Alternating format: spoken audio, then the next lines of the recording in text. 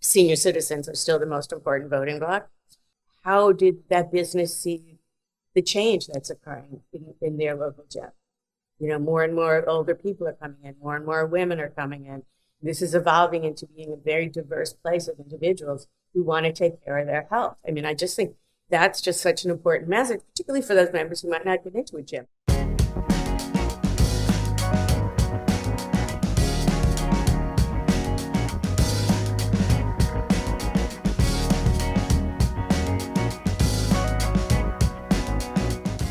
The HFA Pod is sponsored exclusively by Hapana. Welcome to the HFA Pod. I'm Mike Goscinski, Chief of Staff for the Health and Fitness Association. This episode marks an important moment for us. As our organization evolves, so too does our podcast, taking on a new name and a new vision. Now called the HFA Pod, the new format is designed to deliver real insights through storytelling. You'll hear from a rotating group of hosts across our team and global network, each bringing their own perspective, expertise, and relationships into the conversation, reflecting the full scope of our industry and the people shaping it. Today's conversation will explore one of the most important roles we play as an association and as an industry, advocating to protect, promote, and grow the sector. Individually, businesses can make noise, but collectively, they can shape outcomes. When an industry aligns around shared priorities and shows up with a unified voice, that's when we can really move the needle. But influence doesn't happen at a distance. It happens in the room, in conversations, in relationships that are built over time through moments like the fly-in, where industry leaders sit down directly with elected officials and their teams. Today, we're exploring what effective advocacy really looks like by talking to someone from the other side of the table, former Congresswoman Susan Molinari. Susan, welcome to HFA Pod. Oh, I'm delighted to be here. Thanks for asking me. Susan served 4 terms in Congress representing Staten Island, New York, and built a reputation as one of Capitol Hill's most respected bipartisan communicators and strategists. During her time in the House, she served in leadership roles within the Republican Conference and worked at the center of major policy and political conversations in Washington, D.C. Since leaving Congress, Susan has remained deeply engaged in public affairs and advocacy, advising major organizations and helping leaders navigate the intersection of policy, communications, and influence. Few people understand both sides of the advocacy equation better, what industries are trying to communicate and what lawmakers and their teams are actually listening for. In this conversation, we'll unpack what effective advocacy really looks like from the other side of the table, how relationships are built, what makes an issue resonate with policymakers, and why industries like ours often have more influence than they realize when they show up strategically and speak with one unified voice. This is a really great opportunity for us to be talking to our members as they're preparing to come to Washington, D.C. for our annual fly-in in June. And for a lot of folks, it's their first time ever interacting with a member of Congress, ever being in Washington, D.C., and ever talking on Capitol Hill. So from your perspective and your years on the Hill, could you talk a little bit about why it's so important to show up, why it's so important for someone like you in your role to be talking with your actual constituents? Sure. I think it's really important. First of all, yes, constituencies are incredibly important. They're number one, right, on the pecking order, your constituents, and particularly if they're business leaders or business owners or, like the people that you represent, they're in contact with they're not only your constituent, they're in contact with the rest of your constituents. So you want that advocacy and that relationship to be very positive. And I have always found, and I think this is really important, when there's an issue out there, regardless of what it was, when somebody would get on a plane or get on a bus or get in their car and come talk to me, I knew it was really important to them. They didn't just send their one person to discuss. That's important too, to keep the relationship going, to keep, the updates going. You don't have to come in from wherever, from Staten Island, New York, or wherever, to constantly have this conversation as things change. But to actually come to DC and sit and talk to the member and or their staff shows the member how important it is to you and to your business. And it gets a lot more attention than just sending somebody, with all due respect, from Washington, which is important, but it really drives the point home. And if I could say one more thing. When you do it, not as a one-off, but collectively, that really breaks through the noise, right? I mean, turn on the TV for 5 seconds. There's a lot coming out of these members all the time. So how do you break through that noise when you have really basically just a very positive message that you're here to deliver? Coming together en masse really helps to break through that noise. You walk through the halls and you'll see people with their little tags on, or you hear the conversations, or your other members will, sit down while they're waiting for a vote to say, oh my gosh, I never thought about health and fitness in such a preventative way, or whatever the message is. So I think it's really important to leave your home, come visit your member on their property here in Washington, D.C., and to come all together to sort of help break through, the noise of everything else that's coming to them during the course of a day. Yeah, it's so interesting you say that, right? I talk all the time about how I'm on Capitol Hill and I'm talking with members and their staff, but they don't want to hear from me, right? I can get that message across throughout the year. I can work directly with the staff, but them coming to town and meeting with their member, they get to then work to build that relationship back home. So talk a little bit about what they should do and follow up in the district too. Oh, absolutely. So a couple of things. It's important, yes, that they come here. And that makes your job easier, right? Once the connection is made, you're here, you can do the follow-ups, you can do the introductions, right? And you will just be so much more effective because you'll be like, oh, thank you. Last time you were here, Congresswoman, you met with, these 4 people from your district. They've asked me to follow up. So I think that's really, really, really important because from then on, you become a constituent, basically. Well, and then I'm representing them. Yeah. So when I go in, they see Mike Goscinski from HFA, but when you meet the constituents, now all of a sudden you're connecting the dots between me and them. Correct. And, that just continues the message throughout the year. It's not, I guess what I'm trying to say is it's not a one-off. Yeah. Right. It just helps the relationship continue. And following up back in the district. Yes, that's very important too. That's usually a little bit easier. I'm going to assume, a lot of times, somebody, the person who's a business owner knows somebody in the district office. And that just helps to solidify that relationship. And so what are we talking about? Again, we're talking about breaking through all that noise, making your priority their priority. And that takes work. It is. And so it's I was talking to you before we started today that this industry is only 60 years old. Which is amazing. And the trade association has only been around for 45, and we're really just getting started as an advocacy group. And so in your time and in your experience, talk about the power of trade associations and why trade associations are so important for the average American that's not thinking about the work that we do as a nonprofit representing their voice here in town. Okay, so let's talk about at any given time, the members are now looking at the war, gas prices, any other pieces of legislation, service transportation bill. I mean, we could spend the whole podcast talking about all the things that they need to know.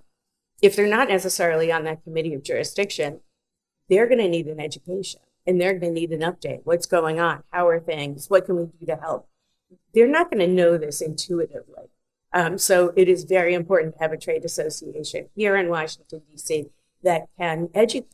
I mean, I've always looked at trade associations and lobbyists as educators. I cannot be an expert on all things. I don't know what's happening in the industry.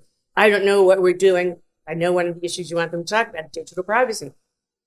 I don't know how that impacts what you're saying and what you're doing. I mean, unless you come and tell me, it may just, sort of go over my head and I could be making mistakes unintentionally, the unintended consequences of anything that we're doing on any given day. The trade association needs to be there to keep us up on what those may be. And I appreciate you saying that because it's really, again, about educating. Like I said, this industry is 60 years old and everybody knows it. That's one of the benefits that we have is that we are on the corner of Main and Main in every town in America, right? Everybody knows their local yoga studio. They know the gym. They know the logos. But behind the scenes is the business operation that's actually happening throughout the country.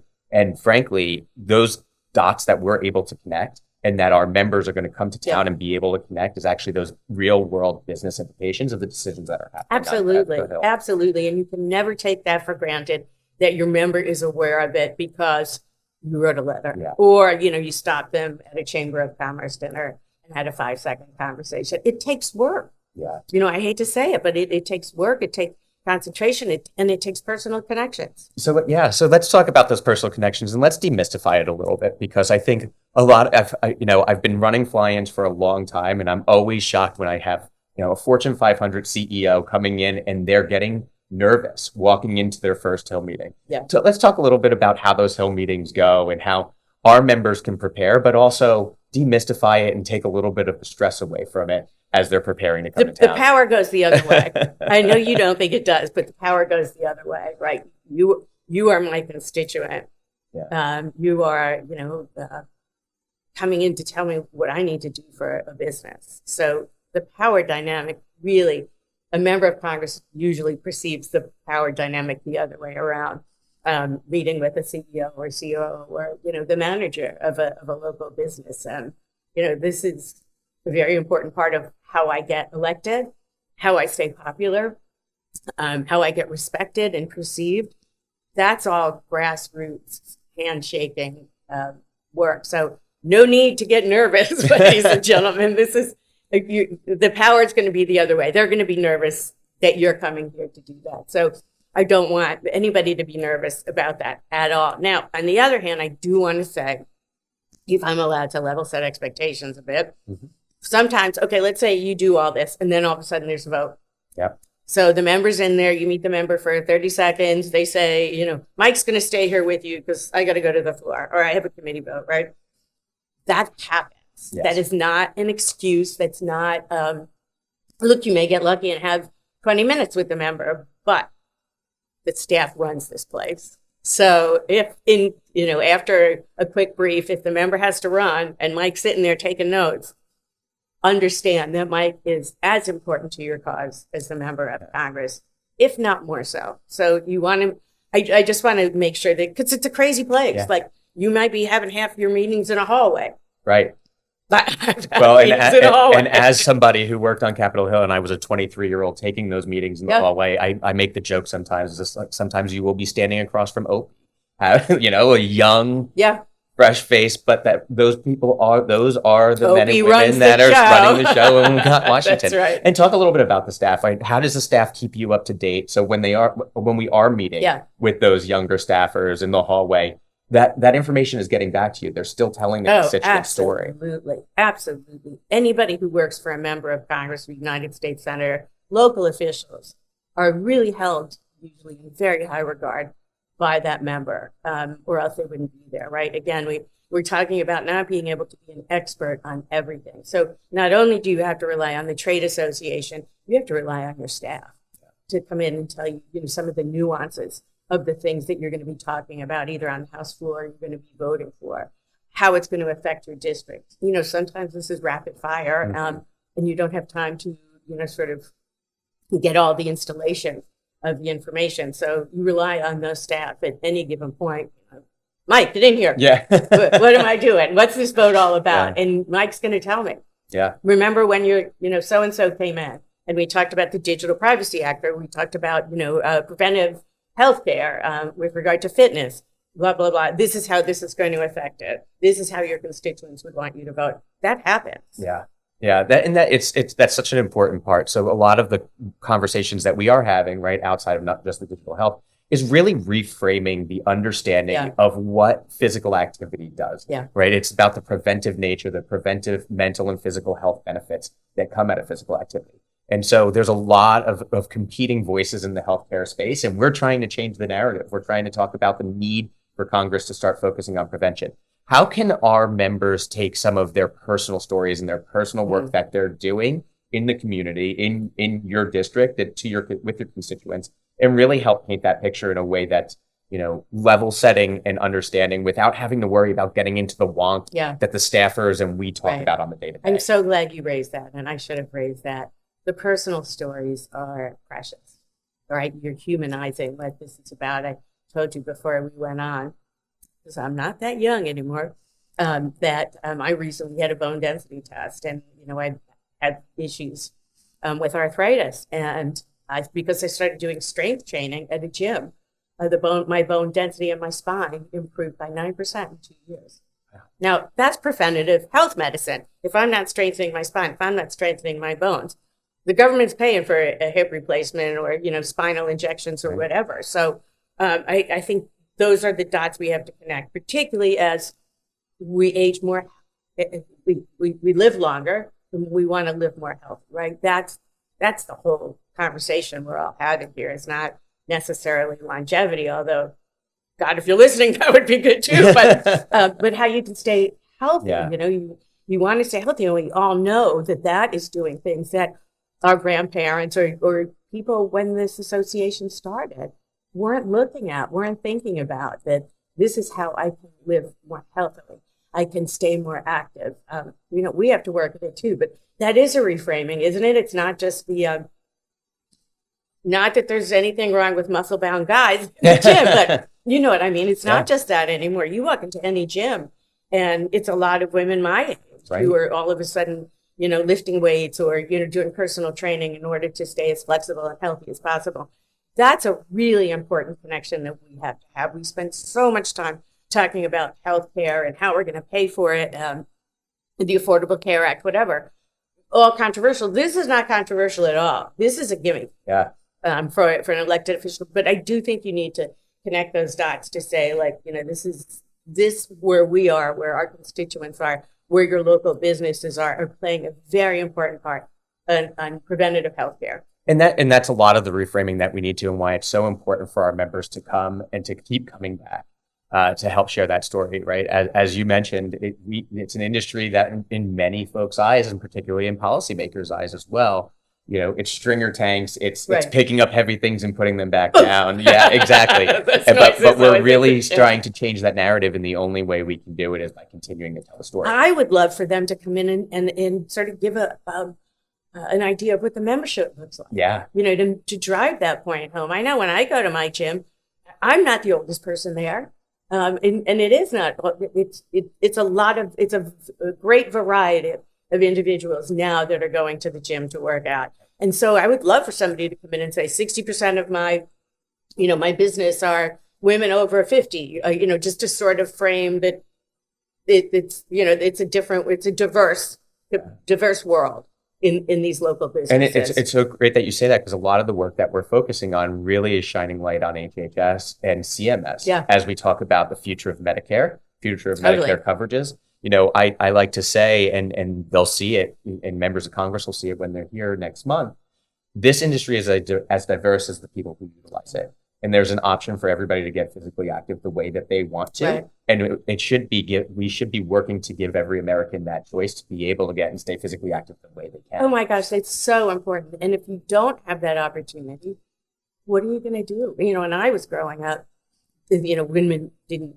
do strength training, right? So all I did was run outside on the pavement, paying for it now every day. My knees hurt just thinking about it. Oh my gosh, I know, knees, hips. But now we're looking at all of this functional health in such a different way. And I do think that it really requires a reframing. So I'm really glad that you're pulling this together. I hope you get a lot of participants. I think, it does require a mind shift, and it's not necessarily a mind shift that may seem obvious to you and I, but not necessarily to every member of Congress. You're walking in there as a partner.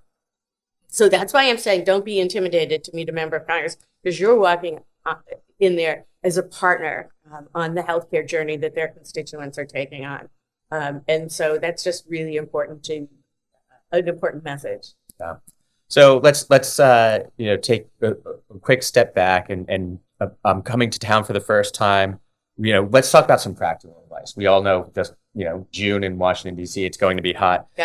But how should our members be preparing and thinking about their time on Capitol Hill, and how to make the most out of this day when they're walking around and meeting with you, your staff, and members of Congress? Well, again, sometimes the members don't control the time. Right. So you're sort of at the beck and call of the bells that ring to tell you there's a vote. So I would say you might have more time. You might be able to get into the specifics of who knows who and where you located and where do you go to school and do you know so-and-so, right? You can get into all those things, which is wonderful. At the other hand, it could be that you're going to be like, I have a vote in 5 minutes. So pick your 5 points you want to make, pick your 3 points you want to make. If you get a chance to elaborate after that, that's amazing. But what are those? I know your time is precious, Scott, and let me just tell you why we're here. Boom, boom, boom, boom. And keep it to that. Now, again, if they have time and you can, drill down more, that's great. But, just the conversation we just had, why is it important? Who are your, the people who come into your business every day? What do they look like? Right. What are their ages? Why is this important? how is it? I mean, look, senior citizens are still the most important voting bloc. You know,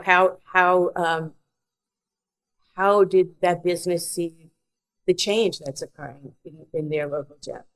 You know, more and more older people are coming in, more and more women are coming in.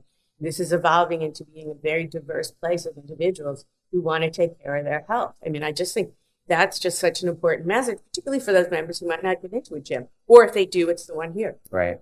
Okay. So we very rarely remember the best meeting we've ever had, but Oh, yeah. I would venture to say you probably remember from your time on the Hill the worst meeting you've ever had. So what are some common mistakes that our members can avoid when going into the meeting, things not to bring up, things not to say, to make sure that you're not leaving a bad impression?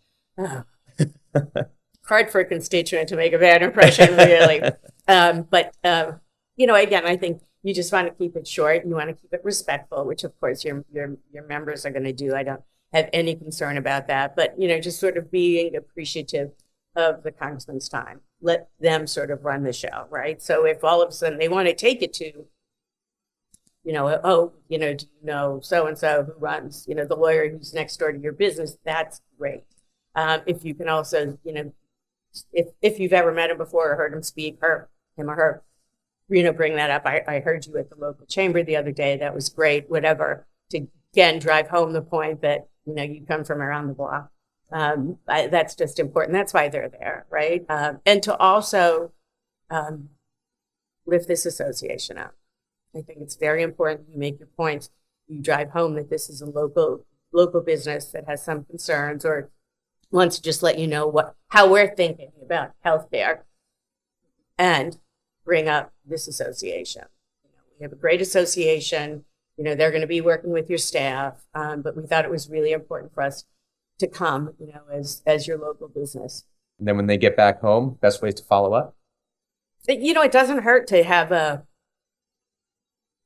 follow-up meeting. I would not necessarily, like, if you've already had a great meeting with a congressman, you don't need to get back in, because then they're going to be like, what about inviting them to your facility?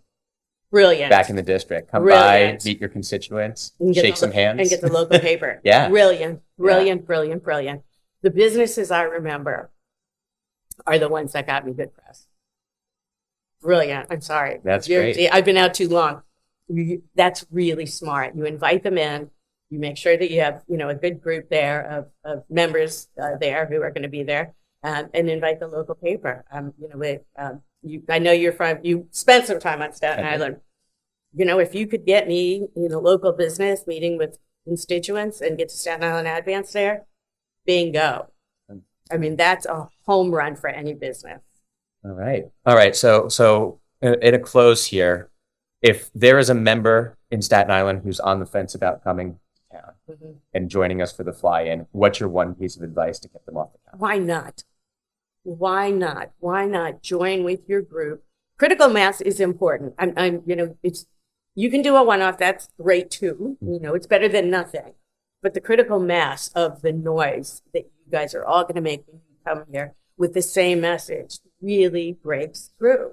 And then again, you're all giving you the ability to do your job even better, because when they go home, you're still going to be here advocating on those same messages. So it's a day, it's 2 days. Come do this. And I'm going to just repeat what I said in the beginning. Somebody gets off the couch, leaves their business for a day or two, and comes to Washington, D.C. to talk to me. It's important to them. That's the message I always had was, oh, if the CEO came in, this must be really important. I mean, that's just clear as can be. So I think it really is important for you. I know it's hard to take 2 days off from a business, but it's just, it will pay you in spades. Yeah. Well, one last final question, not to put you on the spot, but since I did spend time on Staten Island, I would love to know what's your favorite pizza. Yeah, it's kind of like asking me to pick my favorite child. There were two. So Joe and Pat's on BMET, which, by the way, you can still get on Goldbelly delivered, because I know that, because I do that. And then Danino's. So I worked at Jimmy Mac's, and they were family. Oh, Jimmy Mac's was born out of Danino's, yes. So you would go to Danino's, ladies and gentlemen, and you would have this amazing pies. I think they had a pool table. So it was that kind of place, right? Like, You couldn't get salads there. It was like pizza and Best fried calamari. and fried calamari. That's Yes, exactly right. yes. That's just what I was going to say. But that was kind of it for the menu. And then there would be the pool table in the bar. And then you'd walk across the street to, do you remember? Ralph's Ice, Oh, yeah.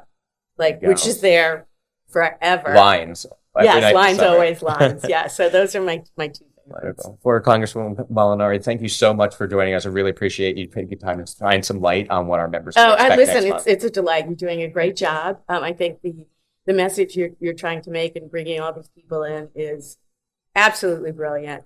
I'm here because I really think that this is important. And, again, I think it's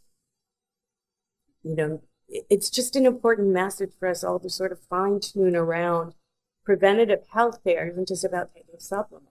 Right. I mean, that's good too, right? But it's challenging your body every day in a place where you feel comfortable and have some instruction. So I just think this is really important to the future of our country as we continue to age, that we all stay as healthy and active as possible. And this is the place. Well, we'll leave it there. Thank you so much. Thank you for having me. Hey everyone, I hope you enjoyed this first installment of the new HFA Pod.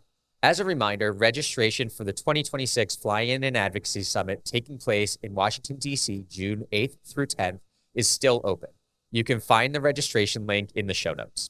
The work that HFA does as a nonprofit is made possible by the participation and support of our members, partners, and sponsors, including helping amplify the visibility of our work and advocacy efforts. As Susan said, the greater the critical mass, the greater our chances of truly moving the needle. Welcome to the HFA Update. As part of our new podcast format, we will bring you a segment each episode that focuses on the work we are doing at HFA. This time, I'd like to focus on the 2026 Fitness Industry Data Survey currently in the field. Participating operators, even if you aren't an HFA member, will receive valuable benchmarking insights and performance comparisons. But the bigger impact is collective. The data helps HFA tell the industry story to policymakers, regulators, media, and investors all year round. The stronger the participation, the stronger our advocacy and credibility as an industry. If you haven't completed the survey yet, the deadline is May 31st. The survey will be linked in the show notes, and your data will help shape the future of fitness.